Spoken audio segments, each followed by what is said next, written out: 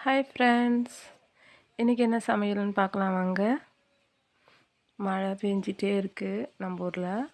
பக்கத்தில் தண்ணி பாருங்கள் தேங்கிட்டுருக்குன்னு. குக்கரில் சாதம் வச்சுட்டேன். இன்றைக்கி சாம்பார் தான் செய்ய போகிறேன். பருப்பு வேக வச்சுருக்கேன். இது நேற்று முறுக்கு சுட்டேன் இல்லைங்களா, அதை விநாயகர் பிடிச்சி வச்சதை எறும்பு தான் சாப்பிட்டுட்ருக்காங்க. நம்ம மரத்துலேயே காய்ச்ச முருங்காய் தான். முருங்காய் முத்திடுச்சு. பரவாயில்ல, வாசனைக்காக முருங்காய் போடலான்னு சொல்லிட்டு இந்த முருங்காவை தான் கட் பண்ணி போட போகிறேன் சாம்பாரில். இன்றைக்கி உருளைக்கிழங்கு பொரியல் தாங்க செஞ்சிட்ருக்குறேன்.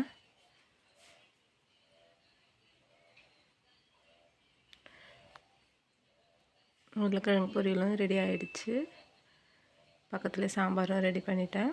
முருங்காய் கத்திரிக்காய் மாங்காய் போட்ட சாம்பார் தான்.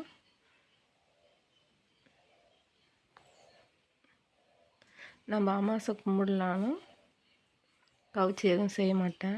நான்வெஜ் எதுவும் செய்யறதில்ல. சாம்பார் தான் நம்ம வீட்டில் இன்றைக்கி. வாங்க சாப்பிட்லாம்.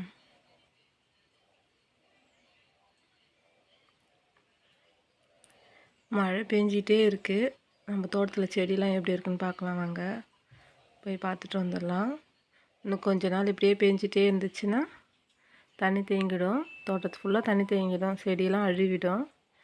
சரி, அதுக்கு முன்னே போய் பார்த்துட்டு வந்துடலாம் செடியெலாம் எப்படி இருக்குன்னு.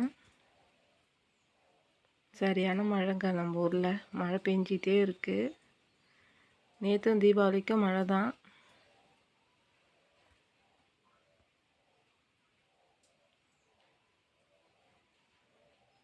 இன்னும் கொஞ்ச நாளில் இந்த இடம் ஃபுல்லாக தண்ணி தேங்கிடும். செடியெல்லாம் அழிவிடுங்க. இந்த அவரை செடியெல்லாம் எப்படி இருக்குன்னு தெரியல. மழை பெஞ்சு முடிஞ்சதுக்கப்புறம் தான் தெரியும்.